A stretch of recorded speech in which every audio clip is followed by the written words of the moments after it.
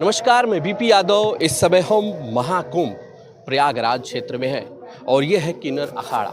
हम जिनसे बात करने के लिए यहाँ पर मौजूद है वो है एलिजा बाई, जो आज किसी परिचय की मोहताज नहीं है। सोशल मीडिया सनसनी उनको कहा जाए या फिर सोशल मीडिया के इन्फ्लुएंसर या फिर जटा बनाने वाली माई जी, कई तमाम नाम हैं। हम उनसे जानेंगे, उनके जीवन संघर्षों के बारे में भी जानेंगे और इस समय उनकी चर्चाएं हो रही हैं वो भी जानेंगे। सबसे पहले तो आपका बहुत बहुत स्वागत। धन्यवाद। जय श्री महाकाल, हर हर महादेव।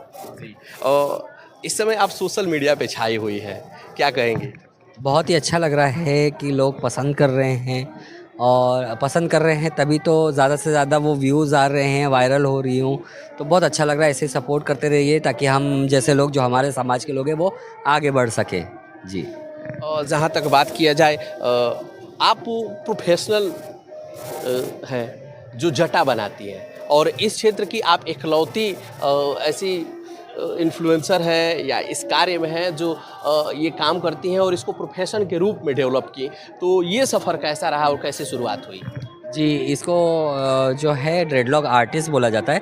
अगर प्रोफेशनल प्योर प्रोफेशनल लैंग्वेज में बोला जाए तो इसको लॉक्टिशियन बोला जाता है।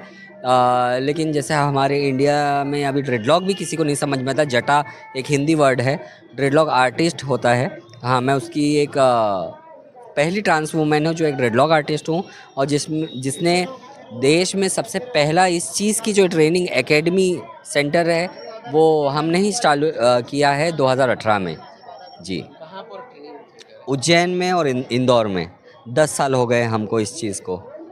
अच्छा, जहाँ से शुरुआती दिनों की बात किया जाए, जब आप इस प्रोफेशन में आई और जटा बनाना शुरू की, तो वो दिन कैसे रहे और कितने संघर्षपूर्ण रहे या बहुत आसान था इस लाइन में चले आना? नहीं, मेरे लिए अगर देखा जाए तो आसान नहीं था, क्योंकि मेरे पास ना तो फाइनेंशियल सपोर्ट था, मॉरल सपोर्ट तो था मेरी किन्नर समाज से। मेरी खास पार्टनर है जो राधिका, उनका मॉरल सपोर्ट था, लेकिन फाइनेंशियल सपोर्ट नहीं था क्योंकि हम फैमिली से अलग हो चुके थे। तो जो एक रहता है हमारा, जो बधाई पे जाना, ताली बजा के पैसे इकट्ठा करना, एक तरीके से अगर भिक्षा मांगना, तो उसी तरीके से हमने पैसे इकट्ठा किए और जो भी ट्रेनिंग लेना था हमने, यहाँ पे तो इंडिया में उस चीज़ की एकेडमी थी नहीं, तो हम गोवा में उस टाइम पे थे। तो वहाँ पे फ्रांस का एक ट्रेनर जो ये एकेडमी चलाता है बाहर, उससे हमने ट्रेनिंग लिया और सर्टिफाइड हुआ। 2 साल उसके बाद हमने फ्रीलांसिंग किया। उसके बाद में हमने जो है इस चीज़ का एकेडमी स्टार्ट किया, जो कि एक नॉर्मल था। ऑफिशियली हमने डिक्लेयर नहीं किया था, ऑफिशियली हमने 2018 में डिक्लेयर किया, जब हमारा नाम और हमारा जो एक हमारे हाथ में फिनिशिंग होती है वो आ गई, तो अब हमने 2018 में इसको ऑफिशियली डिक्लेयर कर दिया, और जो कि देश का सबसे पहला एकेडमी था 2018 में। अच्छा, जहाँ तक बात किया जाए, जब आप ने डिसाइड किया कि हमको इसको प्रोफेशन के रूप में अपनाना है, तो वो आपकी उम्र क्या रही होगी और किस उम्र में आपने घर छोड़ दिया था? फैशन या पैशन? जिस समय आपने इस हाँ। पैशन को लिए ओके ओके, हाँ, पैशन बना लिया था। नहीं, क्योंकि हाँ, मैंने इसको फैशन के हिसाब से नहीं, पैशन के हिसाब से किया। तो उस टाइम मतलब उम्र की तो नहीं बता सकती आप, अभी मेरी 34 है, तो यही मान लो 10-15 साल पहले की बात है ये। 10-12 साल हो गए हैं।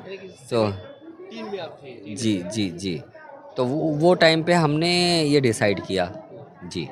अच्छा, आज आप किन्नर अखाड़े से भी जुड़ी हुई हैं, तो ये अखाड़े से एक नॉर्मल लाइफ से आकर के अध्यात्म की लाइफ में, सनातन की लाइफ में जुड़ना, ये कैसा रहा है? नहीं, ये सनातन की लाइफ में जुड़ना ये गलत क्वेश्चन है आपका, क्योंकि हम तो बचपन से ही सनातनी हैं, सनातन से जुड़े हुए हैं। हाँ, हमने प्रोफेशनल लाइफ से निकल के अध्यात्म प्रोफेशनल दोनों को एक साथ प्रोफेशनल लाइफ मेरी ख़त्म नहीं हुई है, अभी भी चल रही है मेरी प्रोफेशनल लाइफ। हाँ, मैं पत्रकार भी हूँ, तो मैं जर्नलिज़्म भी करती हूँ। मेरा जो एकेडमी है या चाहे ड्रेडलॉक स्टूडियो हो, वो मेरा चल रहा है।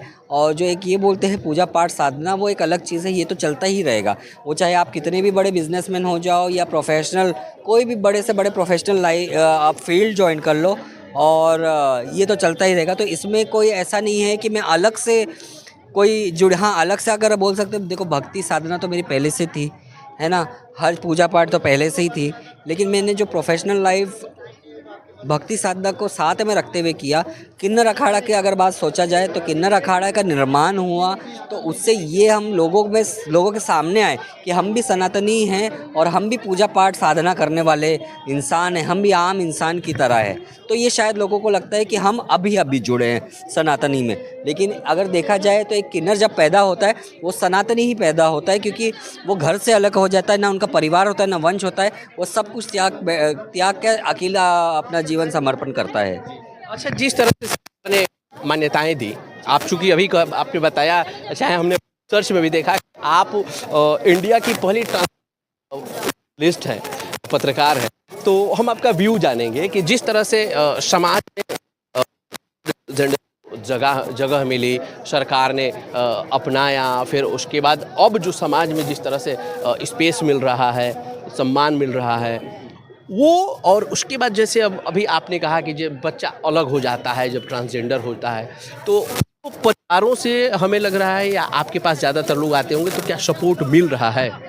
जी बिल्कुल सपोर्ट मिल रहा है। अगर मैं बात करूँ 15-20 साल पहले की, तो वो टाइम पे इतना एक्सेप्टेंस नहीं था, हमारी कोई पहचान ही नहीं थी, हमारा कोई अस्तित्व नहीं था। क्यों? क्योंकि अगर कहीं भी हम जाए, ना फॉर्म पे हो या चाहे आधार कार्ड हो, वोटर आईडी हो, और उसमें जो है मेल फीमेल के अलावा कोई कॉलम नहीं था, तो लिस्ट एग्जिस्ट ही नहीं कर रहे थे। तो वो एग्जिस्टेंस हमारा सरकार की वजह से, और वो जो जी लड़ी है, जो सबसे ज़्यादा ये गौरी सावंत जी ने लड़ी है, लक्ष्मी माँ ने लड़ी है, सब मिल के लड़े हैं, तब जाके ये पॉसिबल हुआ है। और सरकार ने हमको एक अस्तित्व दिया, हमको एक पहचान दी, और समाज में उठने बैठने के लायक बनाया हमको, है ना।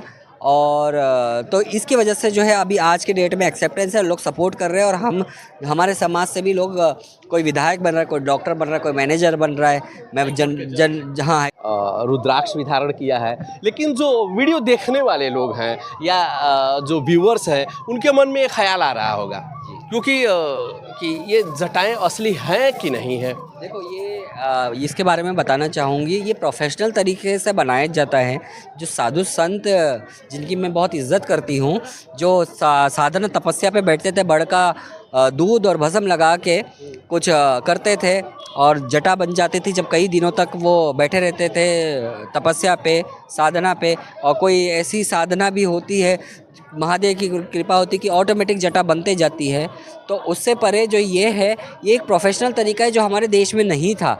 जैसे उनमें भी ये दिक्कत आती है कि वो आपस में उलझ जाते हैं, हाइजीन मेंटेन नहीं होती है, और इन्फेक्शन कई स्कैल्प में हो जाता है, तो उसको मेंटेन करने वाला नहीं था।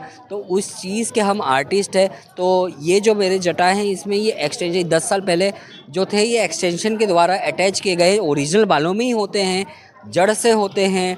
और ये हर किसी के बस की बात नहीं है कि ये रोज़मर्रा की ज़िंदगी में, डेली रूटीन में इसको कैरी करके आप 10 साल तक कैरी करो, क्योंकि इसको मेंटेन करना, इसका वेट झेलना डेली रूटीन में आसान नहीं है। और ये अब 10 साल हो गए हैं, मेरे जटा वैसे के वैसे ही हैं जी। मतलब कुछ इनको एक्सटेंशन दिया गया है? जी, एक्सटेंशन दिया गया है, जो कि ये परमानेंट फिक्स हो चुके हैं।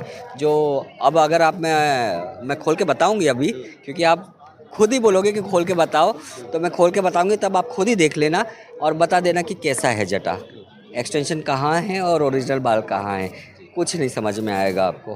तो हम चाहेंगे कि एक बार आप जटा भी दिखा दें, ताकि जो आपके सोशल मीडिया पे चाहने वाले हैं वो लोग भी देखें, और हमारे व्यूअर्स भी देखें कि किस तरह से आपने अपनी जटा को प्रोफेशनल लुक दे रखा है।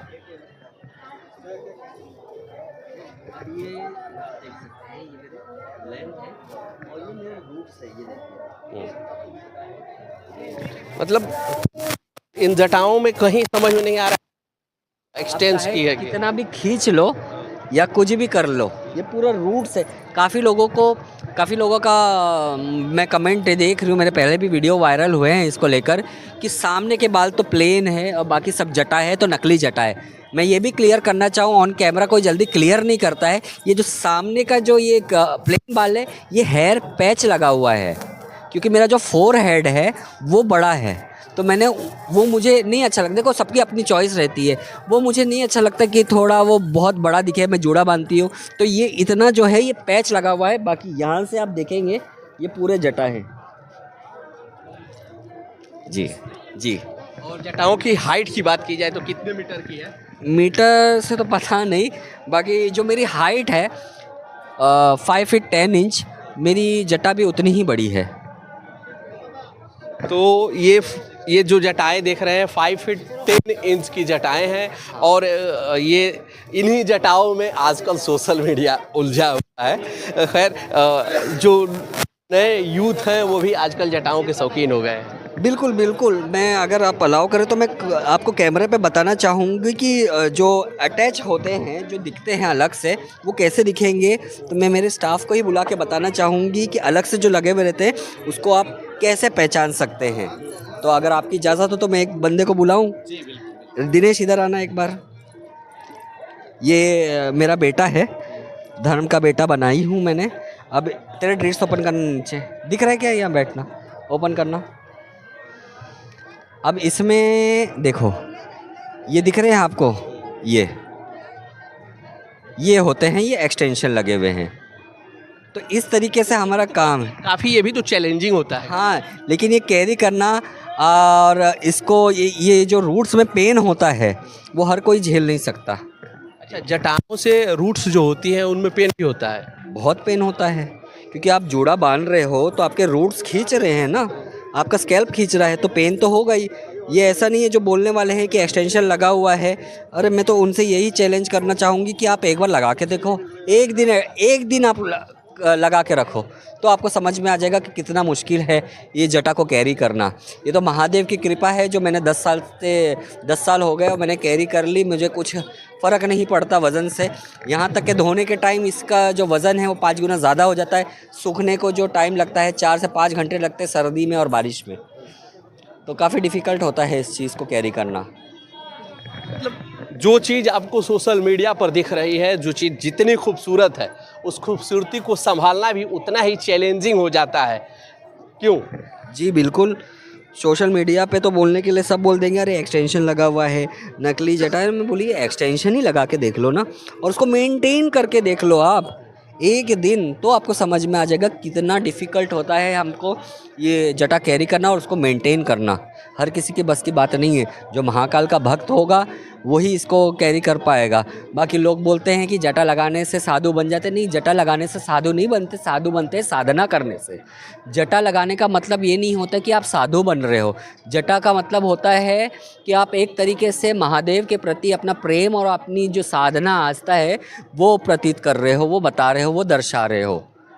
जी, आपका बहुत बहुत शुक्रिया। धन्यवाद। तो ये है कुंभ की खूबसूरती। कुंभ में आपको अनेकों चीज़ें देखने को मिलेंगी और उन्हीं में से एक चीज़ आज हमने आपको दिखाई, जटा कला। ये कला भारत में धीरे धीरे विकसित हो रही है और इन्होंने इस कला को भारत में विकसित किया है, इसकी एकेडमी खोली है और लोग इससे प्रभावित भी हो रहे हैं।